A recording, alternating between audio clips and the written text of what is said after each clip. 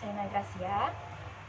Nama saya Kristalin Tiufanya. Kami dari grup besar 6 dan grup kecil 27. Saat ini kami ingin menjelaskan mengenai bahasa verbal dan bahasa nonverbal. Bahasa verbal merupakan bahasa yang disampaikan melalui aspek linguistik, yaitu bunyi, kata, kalimat, dan makna yang membentuk suatu tuturan. Sedangkan bahasa nonverbal adalah bahasa yang disampaikan tidak menggunakan kata-kata. Contohnya adalah gerakan isyarat, bahasa tubuh, ekspresi wajah, kontak mata, dan penggunaan simbol-simbol. Suatu malam, terdapat seorang remaja putri yang dalam kondisi kritis diantar oleh ibunya ke unit gawat darurat di sebuah rumah sakit. Sus, tolong anak saya, Sini Sus. Bu, saya bantu bawa. Oh ya Ibu, maaf ya Ibu, di luar aja, tunggu di luar, maaf ya Ibu ya. Ayo Dek, sini bareng. Pelan-pelan ya.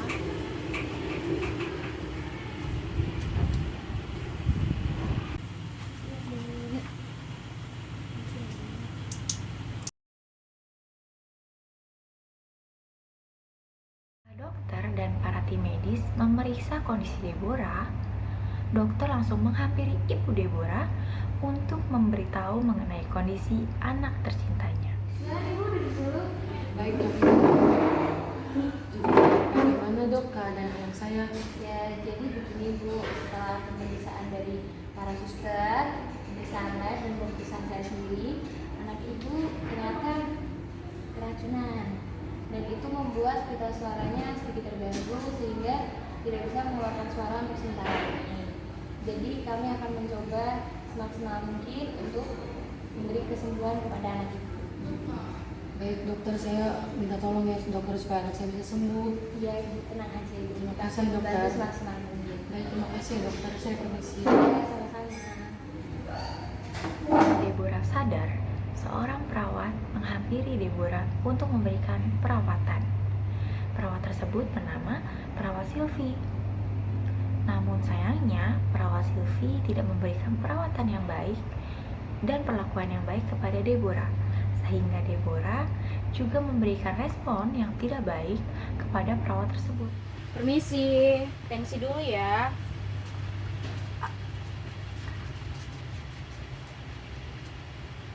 Sini tangannya. Tangannya, Ra.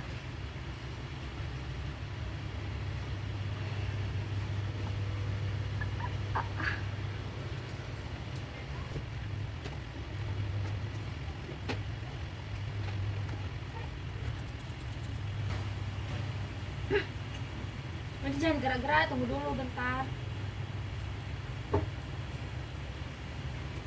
110/90 ya.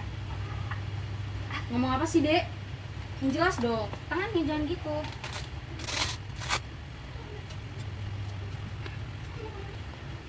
Udah ya, saya permisi. Keesokan harinya, perawat lain datang menghampiri Deborah. Perawat tersebut bernama Perawat Rima. Namun, Perawat Rima berbeda dengan Perawat Sylvie. Perawat Rima memperlakukan Deborah dengan sangat baik dan sabar, sehingga perlahan-lahan Deborah mulai terbuka terhadap Perawat Rima. Dek, Mister boleh duduk? Kamu lagi ngapain itu? Oh, nonton Upin Ipin ya? Sister juga nonton Upin Ipin kok. Itu episode terbaru kan? Dek, Sister mau nanya sebentar boleh? Gimana perasaan kamu? Semalam tidur benar nggak? Oh, bagus. Ini Suster ada buku. Ini kamu nanti tulis perasaan-perasaan yang ingin kamu kasih tahu ke Suster ya. Susah ya, sini Suster bantu. Gimana tenggorokannya masih sakit? Oh, sakitnya sakit banget.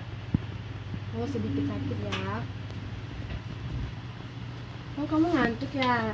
Udah, Suster permisi dulu. Nanti Suster balik lagi ke sini buat ngerawat kamu ya. Permisi, Dek. Hari demi hari, Deborah mulai terbuka kepada Perawat Rima. Hingga suatu hari, Perawat perawat Rima datang menghampiri Deborah untuk mengajarkan Deborah mengenai bahasa isyarat melalui sebuah video.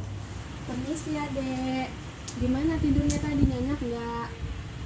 Oh iya dek, kan adek suka nonton tuh. Suster ada video ini, video tentang pelajaran bahasa isyarat. Ini fungsinya agar kamu bisa berkomunikasi dengan orang lain. Mau nggak belajar bareng-bareng sama suster? Ayo kita nonton sama-sama. Halo, sekarang kita akan belajar mengenai abjad bahasa isyarat. A, B, C, D, E, F, G, H, I, J, K,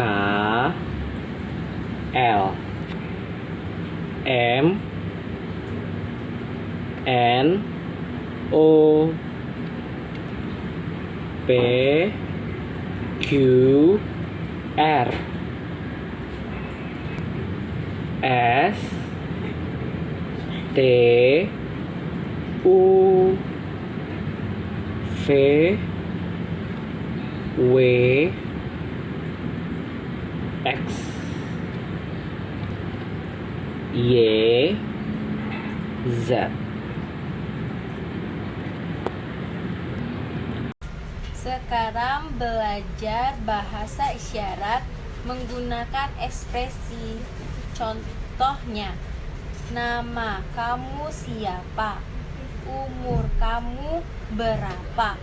Umur aku 20 tahun. Apa kabar? Terima kasih. Hati-hati ya.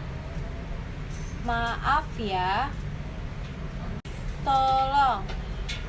Sekian belajar bahasa isyarat. Terima kasih. Sampai jumpa. Hingga akhirnya Deborah sudah mulai lancar menggunakan bahasa isyarat untuk berkomunikasi dengan orang lain. Selain itu, kondisi dari Deborah sendiri sudah mulai berangsur membaik, sehingga dokter mengizinkan Deborah untuk kembali pulang ke rumah.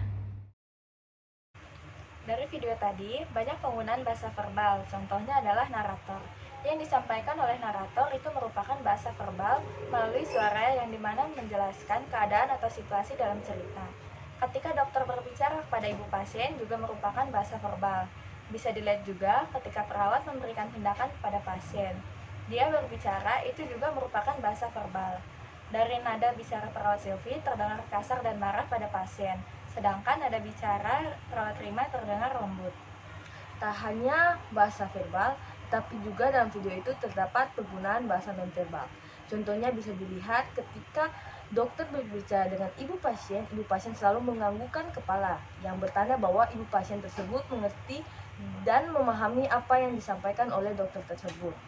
Kemudian bisa dilihat juga ketika pasien akan diberikan tindakan, pasien memegang lehernya ketika ingin berbicara dan raut wajahnya berubah. Itu bertanda bahwa pasien kesakitan dan kesulitan untuk berbicara.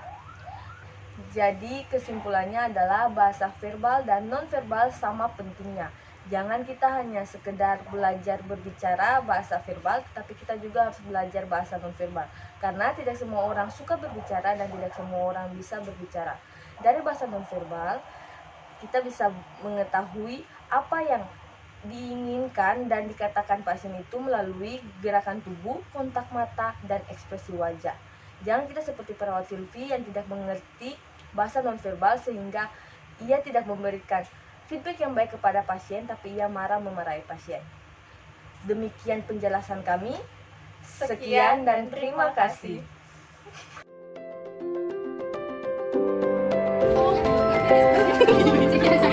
Terus